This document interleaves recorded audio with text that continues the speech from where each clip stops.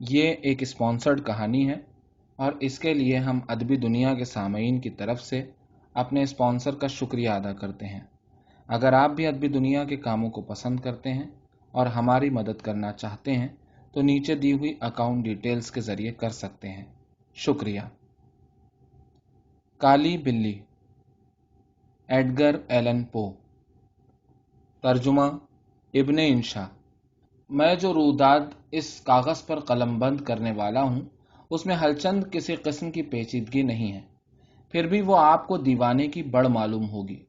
میں اس پر یقین کرنے کی نہ آپ سے توقع کروں گا اور نہ یہ کہوں گا کہ آپ ضرور اسے سچ مانیے۔ آپ مجھے دیوانہ تو سمجھیں گے ہی، کیونکہ واقعہ ایسا ہے کہ خود میرے حواس میری شہادت کو جھٹلاتے ہیں۔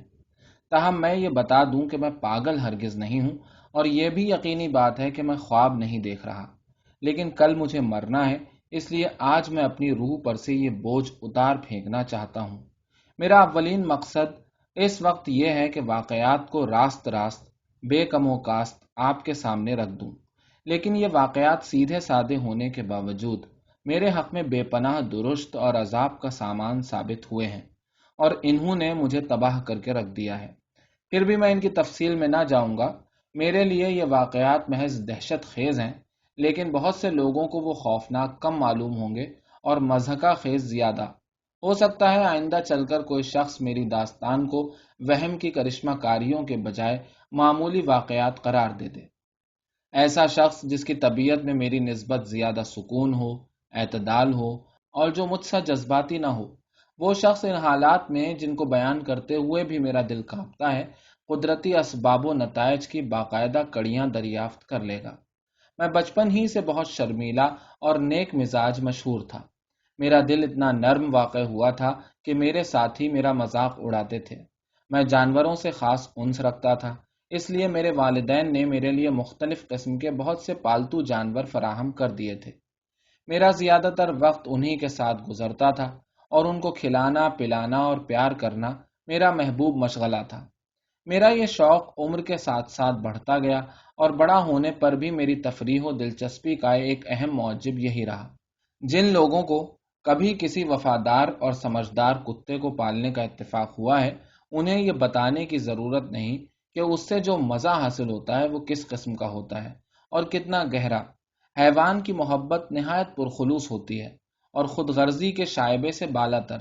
اس لیے ایسے شخص کے دل میں جسے انسان کی سست بنیاد دوستی اور وفاداری کا کافی تجربہ ہو، حیوان کی محبت کا گھر کر جانا قدرتی ہے۔ میری شادی اوائل عمر میں ہی ہو گئی تھی۔ میری بیوی کا مزاج بھی مجھ سے مل گیا تھا۔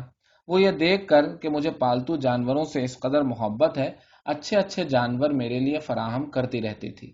ہمارے پاس مختلف قسم کے پرندے تھے، سنہری مچھلیاں تھیں، ایک عمدہ کتا تھا، خرگوش تھے، ایک چھوٹا سا بندر تھا، اور ان کے علاوہ ایک بلی۔ یہ بلی بہت بڑے قد کی اور خوبصورت تھی، سرتاپا کالی اور اتنی ذہین کہ دیکھ کر حیرت ہوتی تھی۔ میری بیوی جو کسی قدر وہمی طبیعت کی مالک تھی، اکثر اس بلی کی ذہانت کو دیکھ کر لوگوں کے اس عقیدے کا ذکر کرتی کہ کالی بلیاں اصل میں چڑیلیں ہوتی ہیں جو بھیس بدل لیتی ہیں۔ یہ بات نہیں کہ وہ سنجیدگی سے ایسا کہتی تھی۔ مجھے یہ بات اس وقت یاد آئی، اس لیے سرے راہ ذکر کر رہا ہوں۔ اس بلی کا نام پلوٹو تھا۔ مجھے اس سے بہت انسیت تھی اور میں اس سے کھیلا کرتا تھا۔ اس کو کھلاتا پلاتا بھی میں خود تھا، اور گھر کے اندر وہ میرے ساتھ سائے کی طرح لگی رہتی تھی۔ باہر جاتے ہوئے بھی اس سے میں بمشکل پیچھا چھڑا پاتا تھا۔ ہماری یہ مانوسیت کئی سال تک یوں ہی رہی، لیکن اس دوران میں مجھے یہ اعتراف کرتے ہوئے شرم محسوس ہوتی ہے، میری طبیعت بہت چڑچڑی اور غسیلی ہو گئی تھی۔ اب میں بالکل ہی بدل گیا تھا، ذرا سی بات پر آپے سے باہر ہو جاتا تھا اور دوسروں کے جذبات سے یکسر بے پرواہ۔ اپنی بیوی سے بھی میں درست کلامی سے پیش آنے لگا تھا، بلکہ کبھی کبھی مار بھی بیٹھتا تھا۔ رفتہ رفتہ ان پالتو جانوروں کو بھی میری طبیعت کی اس تبدیلی کا احساس ہو گیا۔ میں نہ صرف ان سے بے اعتنائی برتتا تھا، بلکہ بعض اوقات بدسلوکی سے بھی کام لیتا تھا۔ پلوٹو کا مجھے اب بھی اتنا ہی خیال تھا کہ میں اس سے کسی قسم کی بدسلوکی نہ برتتا تھا، ورنہ خرگوش یا کتا اتفاقاً یا ازراہ محبت میرے راستے میں آ جاتے تھے تو میں ان سے بری طرح پیش آتا تھا۔ لیکن میرا مرض بڑھتا ہی گیا۔ شراب نوشی سے برا مرض کیا ہو سکتا ہے؟ آخرکار پلوٹو بھی جو اب بوڑھی ہو رہی تھی، اور اسی وجہ سے تنک مزاج بھی میری بد مزاجی کے اثرات سے محفوظ نہ رہی۔ ایک دن میں رات کو ایک جگہ سے شراب میں دھت گھر پہنچا تو بلی کو دیکھ کر مجھے یہ خیال ہوا کہ وہ مجھ سے دور بھاگتی ہے۔ میں نے اسے پکڑ لیا اور اس نے ڈر کر میرے ہاتھ پر کاٹ کھایا، جس سے خفیف سا زخم بھی آ گیا۔ مجھ پر شیطان سوار ہو گیا اور میں اپنے آپے میں نہ رہا۔ معلوم ہوتا تھا کہ میری اپنی روح جسم سے رخصت ہو گئی ہے۔ میں نے اپنی واسکٹ کی جیب سے قلم تراش نکالا، اسے کھولا اور اس بے بس حیوان کی ایک آنکھ نکال ڈالی۔ اب بھی جبکہ میں اس قابل نفرت جرم کی روداد رقم کر رہا ہوں، اس تصور سے تو تھرا اٹھتا ہوں۔ اس فعل شنی کو یاد کر کے مجھے بے پناہ ندامت محسوس ہوتی ہے۔ صبح کو میں سو کر اٹھا تو نشہ فرو ہو چکا تھا اور ہوش و حواس بجا ہو چکے تھے۔ مجھے اپنے جرم کا خیال کر کے دہشت بھی محسوس ہوئی اور کراہیت بھی، لیکن یہ احساس بہت کمزور اور مبہم سا تھا، کم از کم روح کی گہرائی تک نہ پہنچا تھا۔ میں پھر بوتل لے کر بیٹھ گیا اور اس جرم کے خوف و ندامت کو شراب کے نشے میں ڈبو دیا۔ بلی کا زخم رفتہ رفتہ اچھا ہونے لگا۔ اس آنکھ کے خلا کو دیکھ کر وحشت ہوتی تھی، لیکن معلوم ہوتا تھا کہ درد ختم ہو چکا ہے۔ وہ گھر میں حسب معمول دوڑتی پھرتی تھی، لیکن جیسا کہ آپ توقع کر سکتے ہیں میرے سائے سے بھی بھاگ کھڑی ہوتی تھی۔ میرے دل میں پہلے کی نرم دلی اس قدر باقی تھی کہ مجھے اس حیوان کو جو مجھ سے پہلے اس قدر محبت کرتا تھا اپنے سے یوں متنفر دیکھ کر افسوس ہوا، لیکن جلد ہی افسوس کی جگہ کبیدگی نے لے لی، اور پھر تو ضد اور کجرائی نے مجھے دیوانہ ہی کر دیا۔ ضد انسانی فطرت کے قدیم ترین جذبوں میں سے ہے۔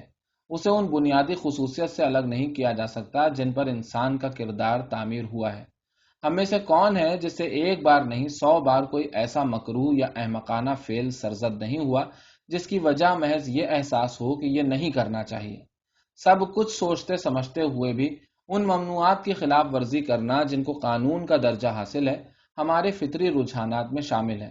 بس اسی ضد نے مجھے عقل و ہوش سے بیگانہ کر دیا، یا روح کی اسی ناقابل فہم تمنائے خودآزاری نے جو کسی جرم کا ارتکاب محض اس جرم کی لذت کی وجہ سے کرتی ہے، مجھے مجبور کیا کہ میں اس معصوم حیوان پر اپنا ستم انتہا کو پہنچاؤں۔ ایک دن میں نے نہایت بے رحمی سے پھانسی کی رسی بلی کے گلے میں ڈال اسے ایک درخت کی شاخ سے لٹکا دیا۔ اس وقت میری آنکھوں سے آنسوؤں کا تار بن گیا تھا اور میرا دل سخت ملامت کر رہا تھا۔ میں نے اسے اس لیے پھانسی پر لٹکا دیا کیونکہ میں جانتا تھا کہ یہ مجھ سے بہت محبت کرتی رہی ہے۔ محض اس لیے لٹکا دیا کہ میں محسوس کرتا تھا کہ اس نے مجھے کوئی گزند نہیں پہنچایا، صرف اس لیے کہ مجھے معلوم تھا کہ میں اس طرح ایک ایسے خوفناک گناہ کا ارتکاب کروں گا جو میری غیر فانی روح کو اس درجہ ملعون کر دے گا کہ وہ، اگر یہ ممکن ہو، خداوند قہار کے بے پایاں عضو کی پہنچ سے بھی باہر ہوگی۔ جس دن کا یہ واقعہ ہے اس کی رات کو میں آگ آگ کی آوازیں سن کر نیند سے چونکا۔ میرے بستر کے پردوں سے شعلے نکل رہے تھے، سارا گھر دھڑا دھڑ جل رہا تھا۔ میری بیوی، ایک خادم اور میں، ہم تینوں بڑی مشکل سے جان سلامت لے کر باہر نکلے۔ سب کچھ جل گیا، کچھ بھی تو باقی نہ بچا۔ میری ساری متاع دنیاوی آگ کی نظر ہو گئی اور میرا دل ہر چیز سے بالکل اچاٹ ہو گیا۔ میں اتنا کمزور تباہ نہیں کہ اس ظلم اور اس تباہی کے درمیان علت و معلول کا رشتہ قائم کروں، لیکن واقعات کی کوئی معمولی سے معمولی کڑی بھی حذف نہیں کرنا چاہتا، اس لیے اس قدر تفصیل سے کام لے رہا ہوں۔ آگ کے دوسرے روز میں اپنے گھر کے خرابے کو دیکھنے گیا۔ ایک کے سوا سب دیواریں زمین بوس ہو گئی تھیں۔ یہ دیوار ایک کمرے کی دیوار تھی جس کا دل زیادہ موٹا نہ تھا۔ یہ مکان کے تقریباً وسط میں واقع تھی اور میرے پلنگ کا سرہانہ اس کے ساتھ پڑتا تھا۔ یہاں پلستر نے بڑی حد تک آگ کے اثر کو روکے رکھا تھا۔ اس کی وجہ میرے خیال میں یہ تھی کہ وہ پلستر نیا نیا ہوا تھا۔ اس دیوار کے گرد لوگوں کا ایک بڑا ہجوم ہو رہا تھا اور وہ لوگ اس دیوار کے خاص حصے کو نہایت غور اور توجہ سے دیکھ رہے تھے۔ ان لوگوں کے منہ سے تعجب ہے، حیرت ہے وغیرہ الفاظ سن کر مجھے بھی حقیقت حال کی جستجو ہوئی۔ میں نے قریب جا کر دیکھا کہ دیوار کی سفید سطح پر ایک بہت بڑی بلی کی شکل بنی ہوئی ہے۔ یوں معلوم ہوتا تھا جیسے دیوار میں نقش کھود کر اور ابھار کر بنا دی گئی ہو۔ یہ نقش ایسا سچا اور مطابق اصل تھا کہ واقعی حیرت ہوئی تھی۔ بلی کے گلے کے گرد رسی بھی تھی۔ جب میں نے اس خیالی تصویر پر میں اس کے علاوہ کیا تصور کر سکتا تھا پہلی نظر ڈالی تو میری حیرانی اور خوف و دہشت کی انتہا نہ رہی، لیکن بالآخر میں نے سوچ کر اس کی توجیہ کر لی۔ مجھے یاد آیا کہ بلی گھر کے ساتھ کے باغیچے میں لٹکی ہوئی تھی۔ آگ لگنے کا شور ہوا تو فوراً یہ باغیچہ لوگوں سے بھر گیا۔ کسی شخص نے بلی کے گلے کی رسی کاٹ دی اور اسے کھلی کھڑکی میں سے میرے کمرے میں پھینک دیا۔ اس کا مقصد غالباً مجھے نیند سے جگانا تھا۔ دوسری دیواروں نے گر کر میرے ظلم کے شکار کو تازہ پلستر میں دھسا دیا۔ پلستر کے چونے نے آگ اور بلی کی لاش کے امونیا کے ساتھ مل کر وہ تصویر نقش کر دی تھی۔ اس استدلال سے میں نے اپنے دماغ کو مطمئن کر لیا، لیکن ضمیر کو نہ کر سکا۔ اس نے میرے ذہن پر بہت گہرا اثر چھوڑا۔ کئی مہینے تک میں بلی کے بھوت سے پیچھا نہ چھڑا سکا، اور اس دوران میں میرے دل میں ایک ایسا مبہم سا جذبہ پرورش پاتا رہا جو ندامت اور پشیمانی سے مشابہ تھا، حتیٰ کہ مجھے اس حیوان کی موت کا افسوس سا ہونے لگا، اور سیاہ کاری کے جن اڈوں میں میری روز کی آمد و رفت تھی ان میں ایسی بلی کی تلاش میں رہتا جو اسی نسل کی ہو اور شکل میں بھی اس سے کچھ ملتی ہو، تاکہ اس پہلی بلی کی جگہ لے سکے۔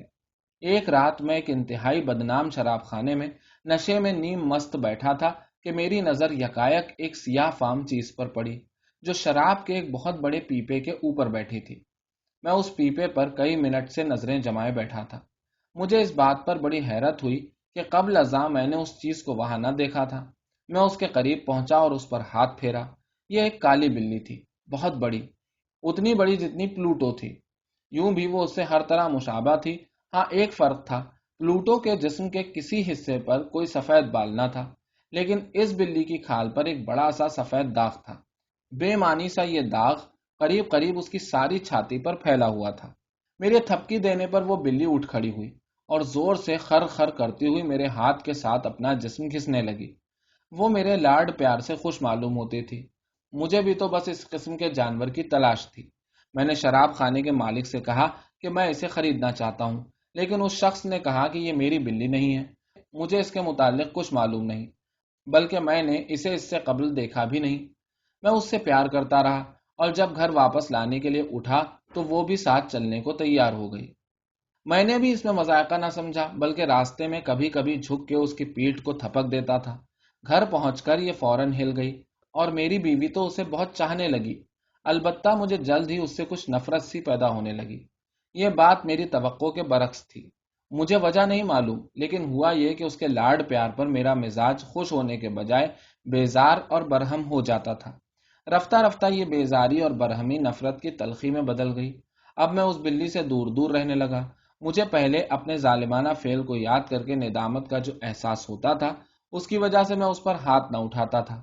کئی ہفتے تک میں اسے مارنے پیٹنے یا کسی اور طرح سے جسمانی تکلیف پہنچانے سے محترز رہا، لیکن رفتہ رفتہ مجھے اس سے ناقابل بیان نفرت پیدا ہوتی گئی، اور میں اس کے سائے سے بھی بھاگنے لگا، جیسے کوئی وبا کے خوف سے بھاگتا ہے۔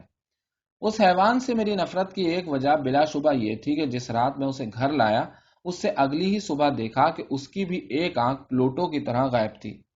ادھر اس بات نے اس بلی کو میری بیوی کی نظر میں اور محبوب بنا دیا، جس میں ہمدردی اور تراحم کا وہ جذبہ بدرجہ اتم موجود تھا جو کبھی میری طبیعت کا بھی حصہ تھا، اور بہت سی معصوم اور بے لوث مسرتوں کی وجہ۔ عجیب بات یہ ہے کہ جوں جوں مجھے اس بلی سے نفرت ہوتی جاتی تھی، ویسے ویسے وہ مجھ سے زیادہ انس برتنے لگی۔ وہ یوں میرے ساتھ لگی لگی رہتی تھی کہ میں آپ سے بیان نہیں کر سکتا۔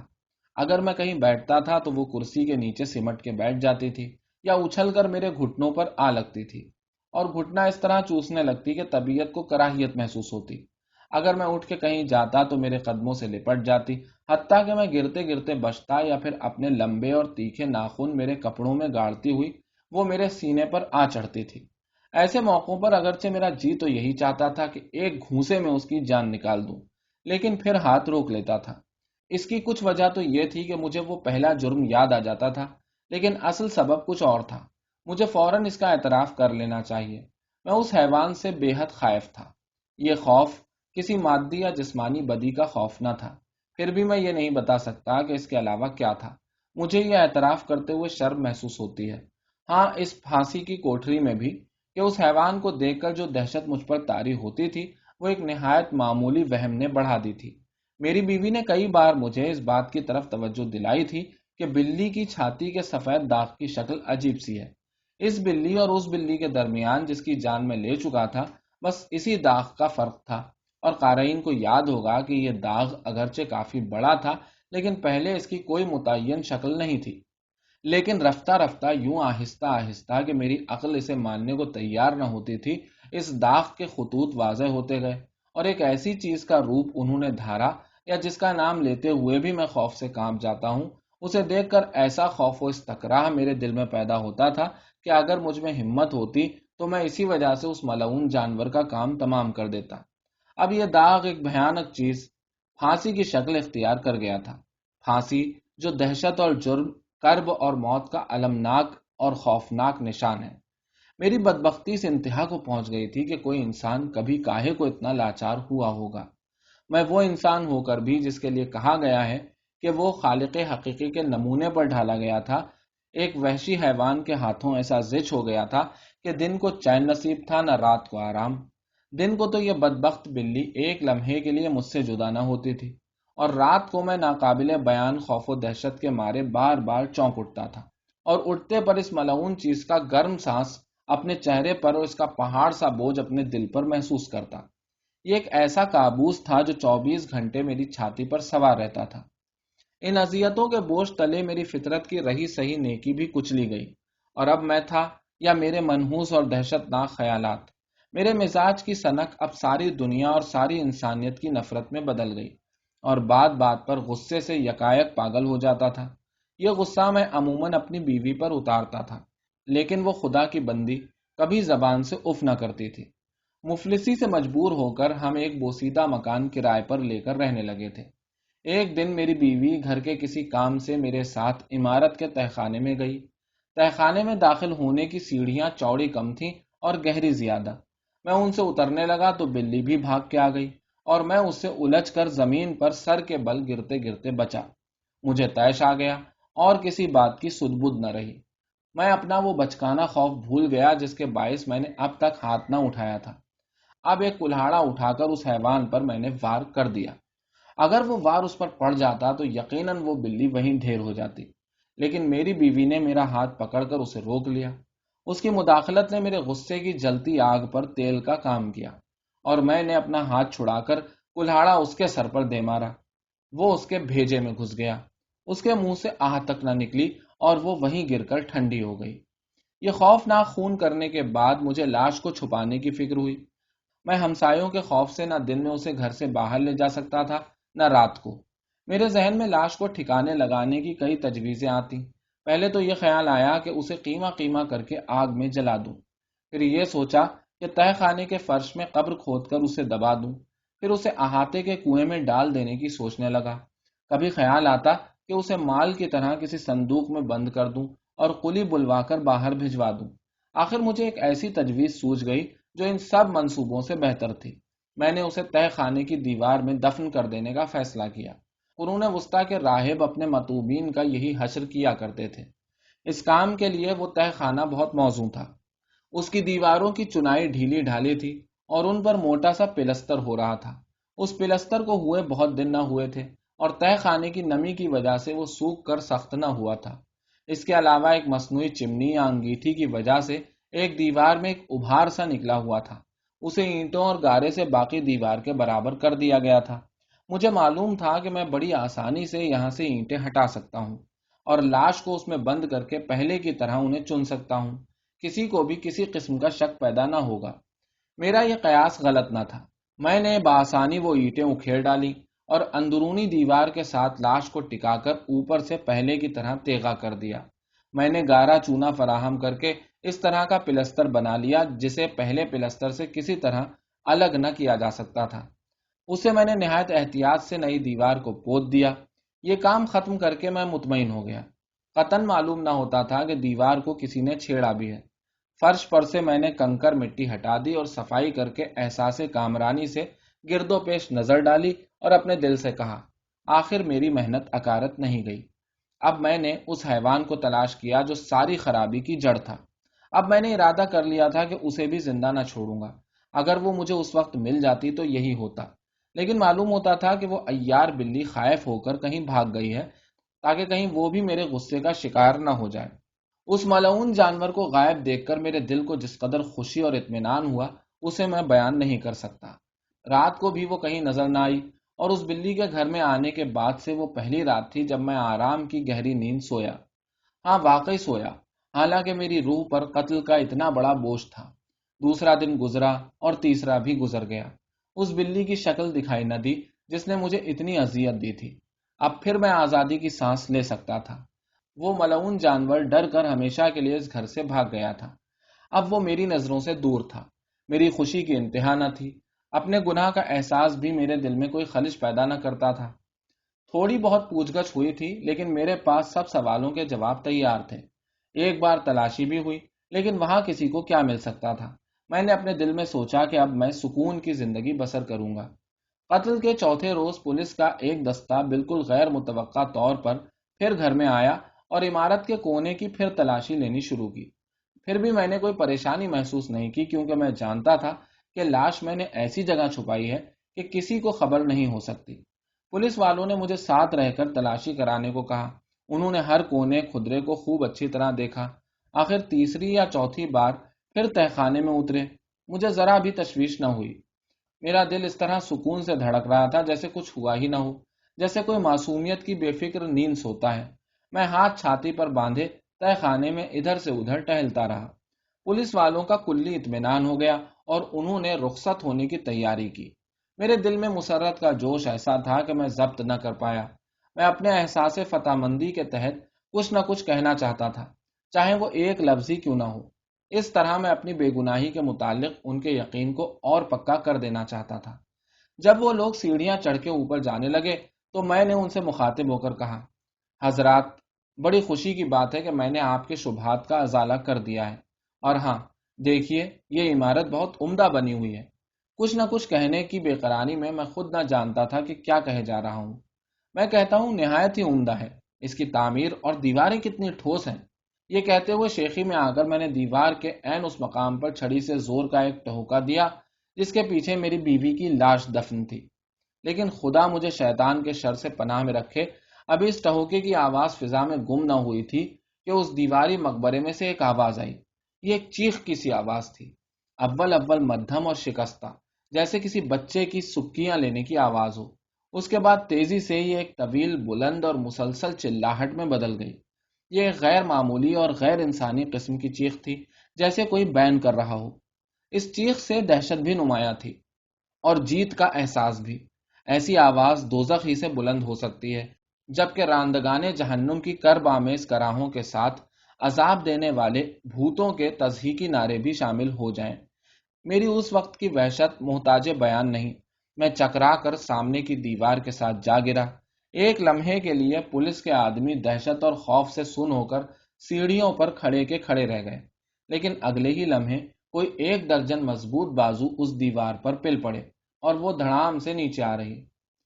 لاش، جو کافی حد تک سڑ چکی تھی اور خون سے لتھڑی ہوئی تھی، دیکھنے والوں کی آنکھوں کے سامنے کھڑی تھی۔ اس کے سر پر اپنا لال منہ اور تنہا آتشی آنکھ کھولے وہ ملعون جانور، وہ کالی بلی بیٹھی تھی جس کی آواز نے مخبری کر کے مجھے پھانسی کے حوالے کر دیا ہے۔ میں نے بیوی کے ساتھ بد نفس حیوان کو بھی اس دیواری مقبرے میں بند کر دیا تھا۔